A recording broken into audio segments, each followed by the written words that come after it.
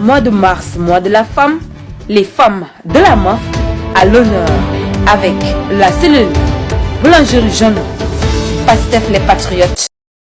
Arrêtez. Action. Engagement. Agir aujourd'hui. Pour changer demain. Section Mermoz Sacré-Cœur, cellule Boulangerie Jaune. Bonjour. Bonjour. Présentez-vous s'il vous plaît. C'est Amadou Dieng, coordonnateur de la cellule de Boulangerie Jaune, chargé des élections de la section de Mermoz Sacré-Cœur et en même temps chargé des élections départementales. Aujourd'hui, encore une fois, nous nous retrouvons ici à la Boulangerie Jaune. Alors, c'est quoi le but? Aujourd'hui, la section de Mermoz Sacré-Cœur, depuis l'année passée, a l'habitude de fêter la femme en associant maintenant les femmes qui sont à la maison d'arrêt de Liberté 6. Voilà. Donc aujourd'hui aussi, comme on est dans le mois de mars, on compte aller faire des dons au niveau de la MAC. Est-ce que vous pouvez citer un peu les dons en attendant d'y aller? Bon, nous on a l'habitude. Quand on doit aller faire un don là-bas, on les sollicite, on leur demande d'abord les besoins. D'accord. Bon, pour cette année, ils nous avaient exprimé des besoins en machine parce qu'ils comptent organiser des formations pour les détenus, imprimantes et des détergents liquides, omo, savon, tout ça. C'est pour cela qu'on a préféré, on a pu avoir 3 machines, des machines fixes, des ICOR 5, on en a eu 3. On a pu avoir 5 bouteilles de 20 litres de savon liquide, c'est-à-dire 100 litres au total. 3 bouteilles de eau de javel, 2 de 20 litres et une de 10 litres, c'est-à-dire 50 litres au total de eau de javel. Et 12,5 kg de eau. Savon à peau. Voilà, en plus il y a eu des tapis prières avec des boucles de prières, des Corans, il y a une machine pour gâteau, Oui. voilà, etc. Quoi. Au camp pénal de Liberté 6? Oui, La ça va suite? se passer. Oui, effectivement, Oui. ça va se passer Oui. au camp pénal de Liberté 6. On avait même passé à cette fois-ci faire ça à Rufisque parce qu'il y a une prison pour les femmes là-bas aussi. Oui. Mais ils nous ont fait comprendre que c'est le camp pénal qui alimente Rufisque. Ce qui fait que donc on a préféré le faire ici, tout en sachant que ça va concerner toutes les femmes. Donc c'est ça, une pierre deux coups. Voilà, c'est ça. Merci beaucoup, chef. Merci. À tout de suite. À noter que ce sont les femmes de la coopérative, Les femmes? de la coopérative de la Boulangerie Jaune qui ont fabriqué les savons liquides, tout ce qui est détergent, l'eau de javel, le détergent en poudre, communément appelé ici Omo. Donc qui ont fait la production de l'ensemble de cette gamme-là qui a été offerte au niveau de la prison. Par les femmes? Par les femmes, effectivement. C'est une coopérative Oui. qui est logée au sein de la cellule Boulangerie Jaune, les femmes de la cellule Boulangerie Jaune qui se sont constituées en coopérative et qui ont fait la production des savons, détergents liquides. Je pense qu'on est à 100 litres de détergent liquide. On est un peu à 50 litres d'eau de javel et environ une quinzaine de kilos au moins en poudre, de détergent en poudre. Donc ça a été produit dans la semaine et qui a permis de pouvoir apporter cette aide-là au niveau de la prison. Voilà. Voilà, un geste noble à saluer. Ouais, Merci beaucoup. Ay addas lañ leen may nii. Non mais waa cellule Boulangerie Jaune il ma yéen a ko yor quoi yéen. Macha Allah, mention spéciale. Sunu finance ci activité bi vraiment elle a fait un sacré travail. waaw koy remercier. moom mooy madame Ndiaye. sunu père bi nga xam ne mooy sunu papa ci vraiment. Sous leur aide. doomu daara ji ñoom ñoo yore tamit daara. Alors, est-ce que vous pouvez nous rappeler le nom? C'est Madame Ndiaye Ndeye Bathily. Merci beaucoup Madame Ndiaye Ndeye Bathily. ginnaaw bi ñu sante yàlla sang bi Seydina Muhammad sallallahu alayhi wa sallam yàlla dafa ñu mayoon daaw ñu def ko ren ñu def dolli ñu itam ñu def ko ñu ñëwoon di seet si sunu sœurs yi nga xam ne buñ fi ñëw dañ leen di laaj lu ngeen bëgg tey nag ñu ne woon ñoom dañoo bëggoon des détergents et des produits de lessive. Ah yàlla def na nag ñun ci cellule boulangerie jaune dañ ñu ko jàngaloon en formation boobu nag ñu ne kon tey nag lay bénéfice ba tax na ñu nekk jàmbaar ñu doon ñett ci ñun rek ñoo defar bidon yi ngay gis yëpp muy 100 litres de liquide détergent ak 50 litres eau de javel ñu ciy sant yàlla bu baax ba suñuy sœur bi ñu amee bëgg am soxla ñun ñu mën a jóg faj ko ci suñu doole waaye faj ko ci suñu kàddu ñun nag di ko gërëmee loolu yëpp suñuy leader commencé ko ci Ousmane Sonko di ko gërëmee suñu coordonnateur pour section Thierno Alissi waaye di ko santé suñu coordonnateur de cellule Amadou Dieng kenn du moom ci ñun damay ànd ak xale yi ñuy fooba ci yaag man ko Dieng yaroo say doom xale yi yaree dugg nañ waaye lépp dans le respect mu jàngal ñu vision jàngal ñu respect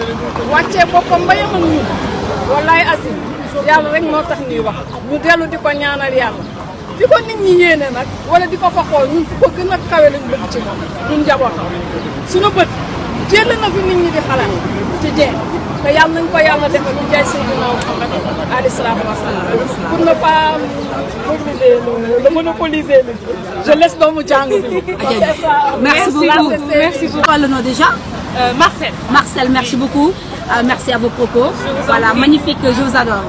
Doomu jàngu bi. donc man maay doomu jàngu bi. Greta la doomu jàngu bi. moom sama yaay wax na lépp franchement. Comme elle l'a dit, dans Yengini, on a eu à faire des savons. Il y a certains qui ont acheté pour en rajouter eau de javel et tout ça. Il y a eu des ordinateurs pour les apprendre vraiment à s'insérer dans le monde professionnel.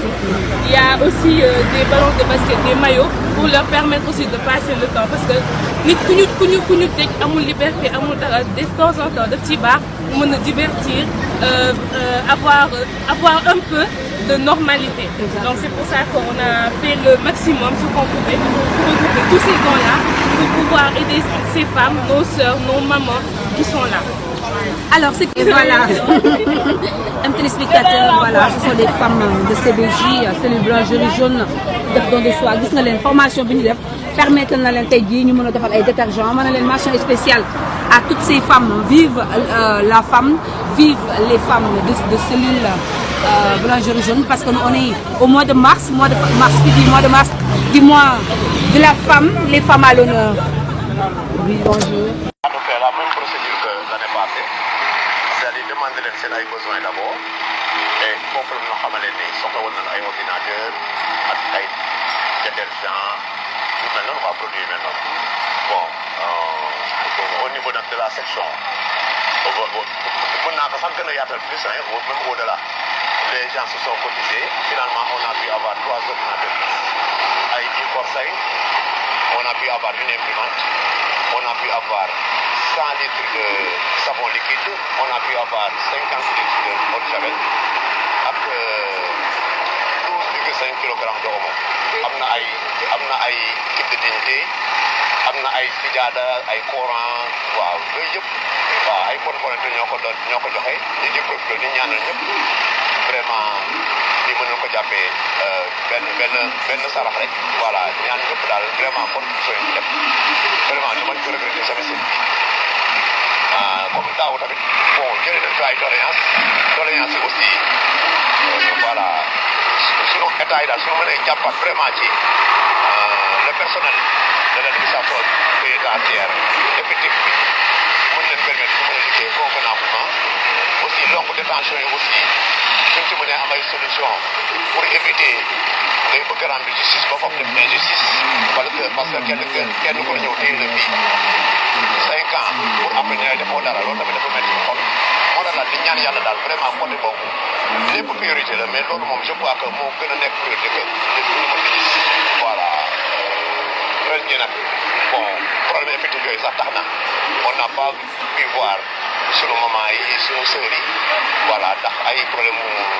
effectif moo tax daal côté boobu moom ñu leen ci mën a jàppale rek je crois que dina gën a yombal liggéey bi et puis dina gën a permettre tamit ñun fi indi pour correction wala pour redressement wala lu munti nekk ñi leen koy defal mën a nekk à l'aise pour mën ko def voilà. aywa man la Imam Hamidou Ba tey ñëwoon fii ànd ak frère ak sœur à la fois ñoo nekk maître secrétaire ñëwoon dem ci mag bi nga xam ne les femmes nekk Liberté 6 tey li gën a attiré suñu attention bu jógee ba ci biir par rapport ak bëri des cent surtout benn côté bi nga xam ne li ci bàyyi xel mooy frères yi nga xam ne tey ak sœurs yi nga xam ne Sacré-Cœur nekk si les grands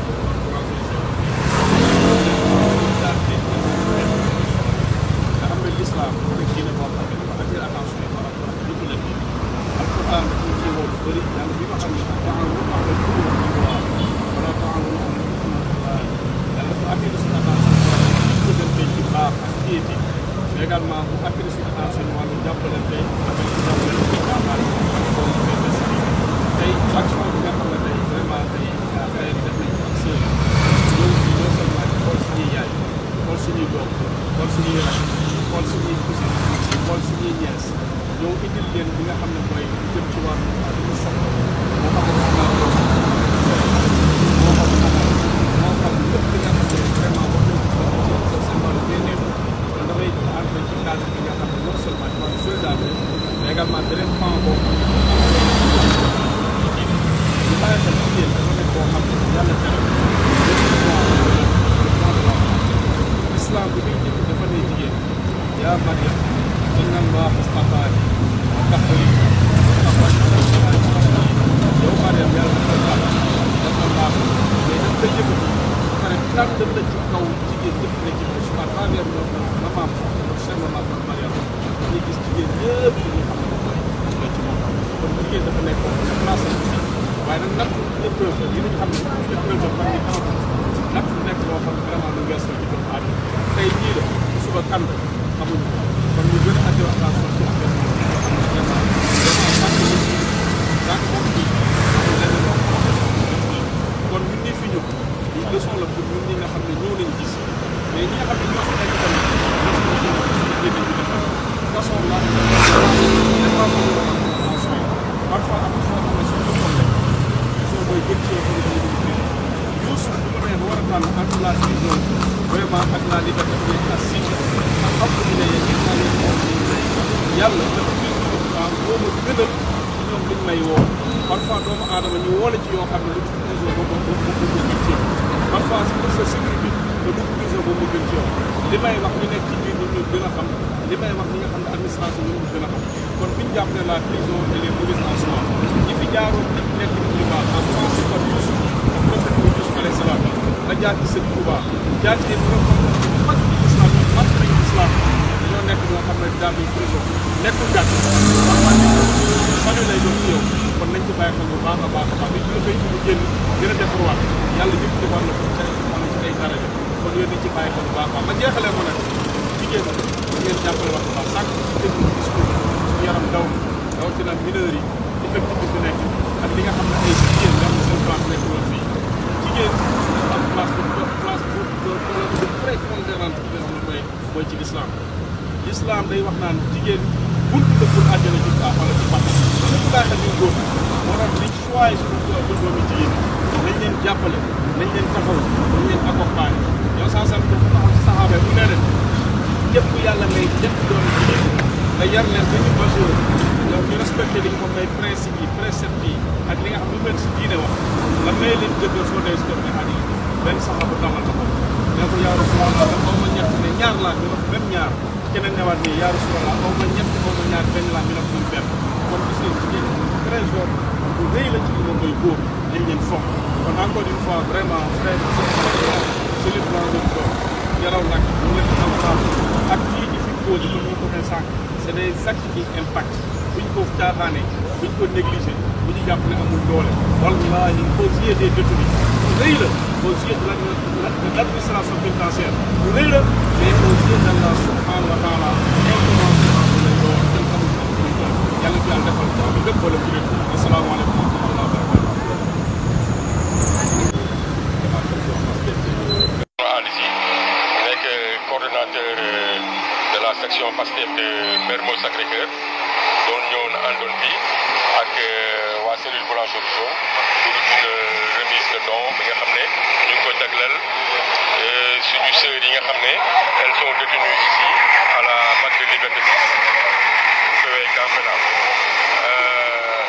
lépp nag dafa doon ànd dafa nekk dans le cadre de lu ñuy woowee le mois de la femme ñu choisir ci jagleel ko ñun les détenues femmes yi nga xam ne ñoo nekk fii ci maison d'arrêt de Liberté 6 di leen wone suñu solidarité di leen fàttali que ci société bi la ñu bokk di leen fàttali que bu ñu génnee tamit bu ñu ñëwaat duggaat ci société bi réinsérer waat société bi pour wane leen que fàtte wuñu leen donc ñuy si am mbégte bu baax a baax a baax a baax a baax comme ni ko imam waxee léegi nii si acte bi nga xam ne ñu ngi koy def nii tey mu nekk un acte bi nga xam ne c'est un acte très salutaire bi nga xam ne loolu la ñu imam wax naruñu ko xeeb parce que ça rentre encore une fois dans le droit but de nous waa Pastef nu ñu choisir def politique ni ko waa Pastef bi defee mooy jege askan bi mooy taxawu askan bi surtout lu ñuy woowee ceux qui sont éprouvés ak ceux qui les couches les plus vulnérables donc ñun suñu action ci loolu lu ñu koy gën a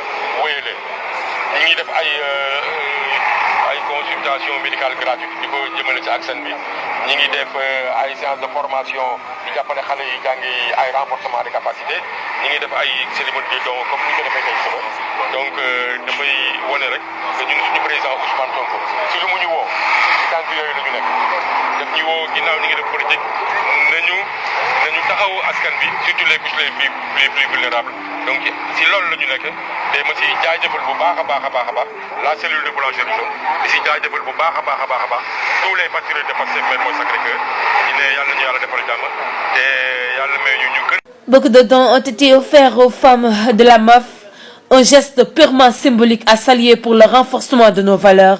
Bravo à la cellule Pastef, les patriotes de la boulangerie jaune. CBJ.